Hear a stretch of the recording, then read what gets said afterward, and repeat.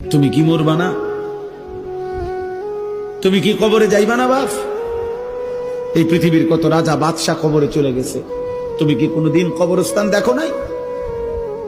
তুমি কারো জানাজা পড়ো নাই? তুমি কি কোনো মানুষের লাশ দেখো নাই? আমি 5 দিন আগে আমার জ্যাঠার সাথে কথা বলে আসছি, বাড়িতে খোঁজ খবর নিছি। 5 দিন পরে আমার জ্যাঠা মারা গেছে।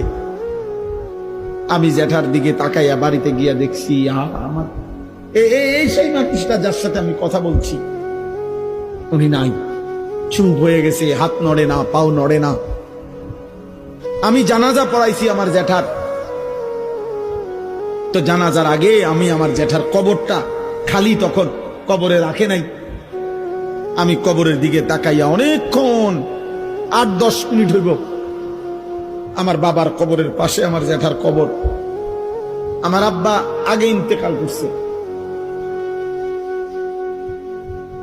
আমার জ্যাঠার কবরের দিকে তাকাইয়া অনেকক্ষণ খালি কবরের দিকে তাকাইয়া ছিলাম। তাকাইয়া আমার মনে হইল